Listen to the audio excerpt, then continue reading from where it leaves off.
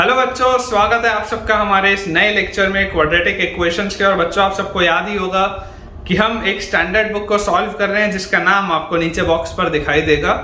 इसमें बहुत ही amazing questions है बच्चों। हमने पूरा लोगरिथम कंप्लीट किया है क्वाड्रेटिक इक्वेशंस के, एक्सरसाइज 1, 2, 3, 4 और अब तो हम 5वीं एक्सरसाइज कर रहे हैं। और इसमें ऐसे सवाल हैं बच्चों कि अगर आप इन क्वेश्चंस को बस कर लें तो आपको अलग से फिर थ्योरी पढ़ने की ज़रूरत नहीं है।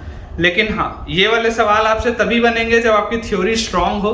तो अपनी इस थ्योरी को बच्चों स्ट्रांग करने के लिए आप इस प्लेलिस्ट को रेफर करें। इस प्लेलिस्ट में मैंने वो सारे कंसेप्ट्स कवर किए हैं जो एक अच्छी थ्योरी के लिए आपको आने चाहिए, ताकि आपके कंसेप्ट्स एकदम बढ़िया तरीके से क्लियर हो पाएँ। साथ ही साथ इस थ्योरी का जो लिंक है वो बच्चों मैंने नीचे डिस्क्रिप्शन बॉक्स पर दे दिया है, तो आप एक बार उस लिंक से गो थ्रू करिए, थ्योरी को अपना स्ट्रांग करिए और चलिए फिर स्टार्ट करिए मेरे साथ अपने क्वेश्चंस की प्रैक्टिस की शुरुआत। फर्स्ट वाला बच्चों जो क्वेश्चन था हमने लास्ट लेक्चर में कर लिया था। आज हम सेकंड क्वेश्चन से शुरुआत करेंगे। तो जो क्वेश्चन नंबर 2 अपने पास दिया हुआ है, क्वेश्चन नंबर 2 में अपने पास लिखा है let k be the value of a for which the equation, हमारे पास एक इक्वेशन दिया हुआ है a square plus 4a plus 3 times x square plus a square minus a minus 2 times x और plus a times a plus 1। ठीक है, this is equal to 0, has more than 2 roots.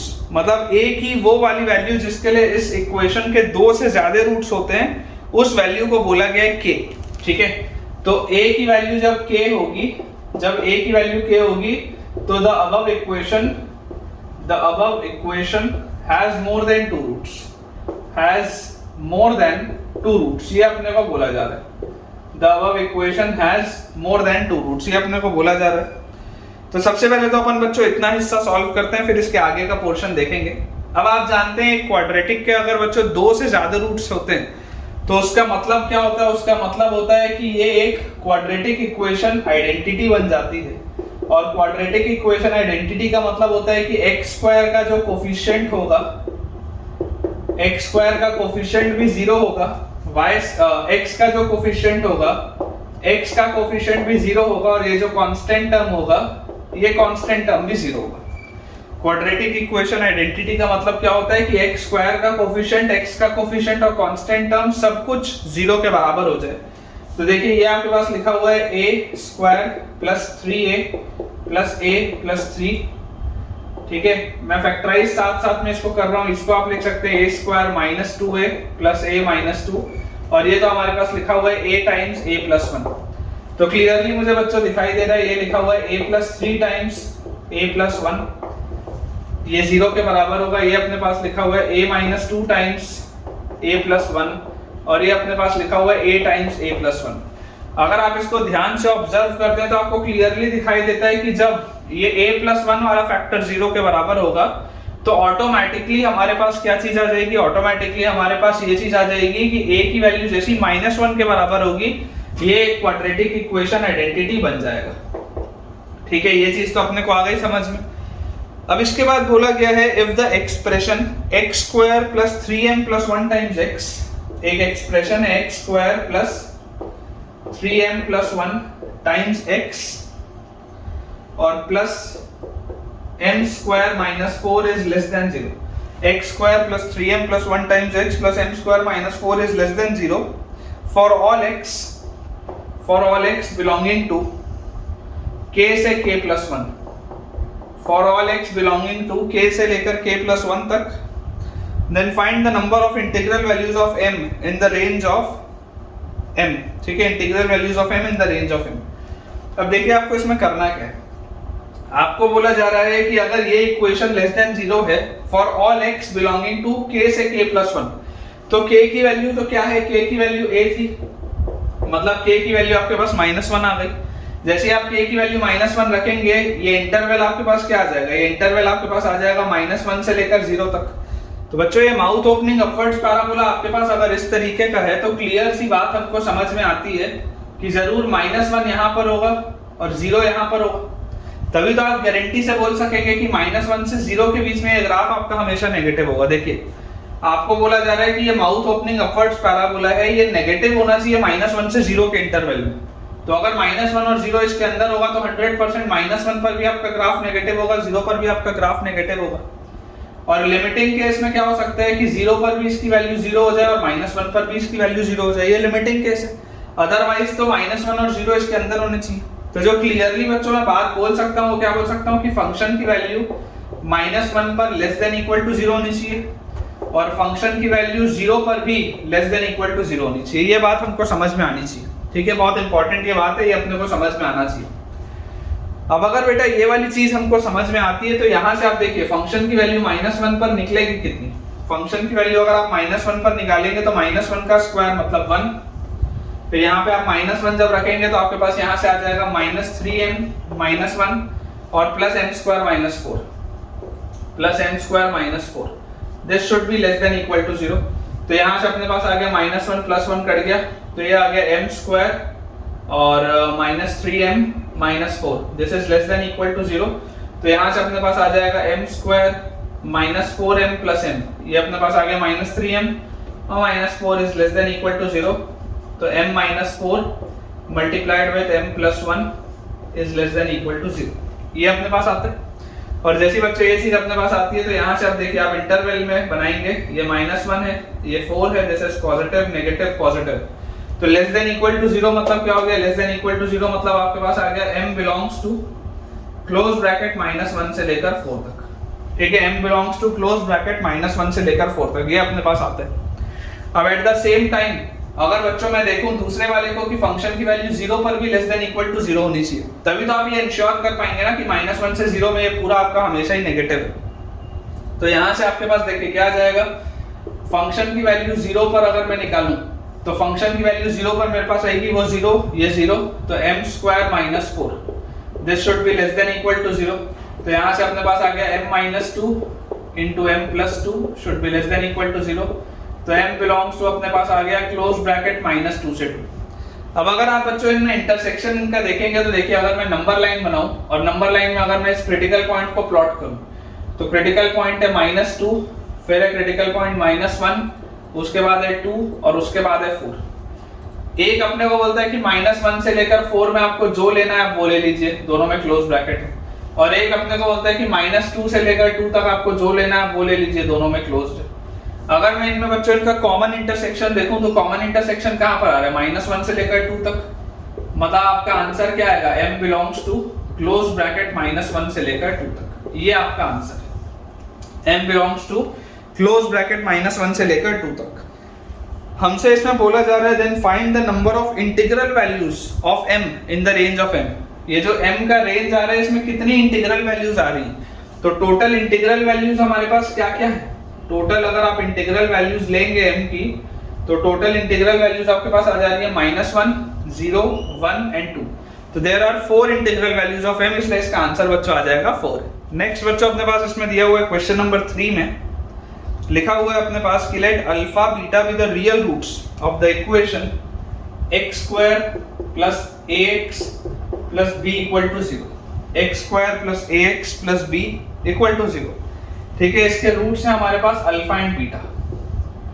अब उसके बाद हमारे पास दिया है where a belongs to real number and b is not equal to 0। a जो है वो कोई रियल नंबर है और b जो है वो नॉन जीरो है। इसके बाद जो लिखा है हमारे पास वो हमारे पास दिया हुआ है कि if another equation has two roots alpha plus 1 by alpha and beta plus 1 by beta, हमारे पास कोई एक और इक्वेशन है जिसके ये दो रूट्स हैं अल्फा प्लस 1 बाय अल्फा और beta plus 1 by beta, such that the sum of its roots is equal to the product of its roots। अब इस केस में आपको बोला जा रहा है कि इनका जो सम है वो इनके प्रोडक्ट के बराबर है, इनका जो सम है वो इनके प्रोडक्ट के बराबर है। तो हमसे जो क्वेश्चन पूछा जा रहा है वो पूछा जा रहा है कि रेंज ऑफ b जो है वो m से m है। ये मैं आपको बताऊंगा आगे, पहले हम इसको सॉल्व करते हैं, है ना। यहाँ पर मैं लिख देता हूं कि रेंज ऑफ b जो है, रेंज ऑफ b ये अपने पास कहां से कहां आ जाएगा, ये अपने पास आ जाएगा क्लोज ब्रैकेट स्मॉल m से कैपिटल M। तो हमसे बोला जा रहा है कि हमको small m into capital M की वैल्यू बतानी, ये हमारे पास सवाल है, ठीक है। अब अगर बच्चों हम इसको सॉल्व करें तो हमें देखो क्या समझ में आता है कि सम ऑफ रूट्स क्या है, सम ऑफ रूट्स यहां से आपके पास आ जाएगा -a, प्रोडक्ट ऑफ रूट्स क्या है हमारे पास, प्रोडक्ट ऑफ रूट्स आ जाएगा b, है ना, -b/cy। इस तरीके से अपन ने निकाल लिया। अब यहां से अगर ये सम और प्रोडक्ट सेम बोल रहा है, मतलब अल्फा प्लस 1/अल्फा प्लस बीटा प्लस 1/बीटा should be equal to alpha plus 1/अल्फा मल्टीप्लाइड विद बीटा प्लस 1/बीटा। तो यहां से अपने पास देखो क्या आ गया, ये अपने पास आ जाएगा alpha plus beta plus alpha plus beta by alpha beta, LCM ले लिया मैंने, अल्फा प्लस बीटा यहां लिख लिया और 1/अल्फा 1/बीटा को beta plus alpha by alpha beta, और यहां से अपने पास आ गया alpha beta plus beta by alpha plus alpha by beta plus 1/अल्फा बीटा। ये अपने पास चीज आ गई, ठीक है। अब इसमें देखो अपने पास बच्चों अगर आप इसको सॉल्व करोगे तो आपको क्लियरली दिखाई दे रहा है कि अल्फा प्लस बीटा, तो क्या अल्फा प्लस बीटा माइनस है, तो ये लिखा हुआ है माइनस है, plus alpha plus beta again है माइनस है तो माइनस है, बाय अल्फा बीटा अपने पास b, ये आ गया, is equal to alpha beta है b, फिर प्लस ये 1/अल्फा बीटा जो लिखा है ये आ गया 1/b, और प्लस इसको आप क्या लिख सकते हो, alpha square plus beta square by alpha beta. इसको अपन ऐसा लिख सकते हैं, alpha square plus beta square by alpha beta. अब देखो ये जो नीचे वाला अल्फा बीटा है, नीचे वाले अल्फा बीटा को आप b लिख लो, और ये ऊपर वाला जो alpha square plus beta square है इसको अपन अल्फा प्लस बीटा का whole square minus 2 alpha beta लिख सकते हैं, है ना। इतना आपको बच्चों समझ में आएगा। तो अल्फा प्लस बीटा का होल स्क्वायर मतलब a square minus 2 alpha beta मतलब माइनस 2b। ये अपन ने देखो पूरी चीज लिख ली।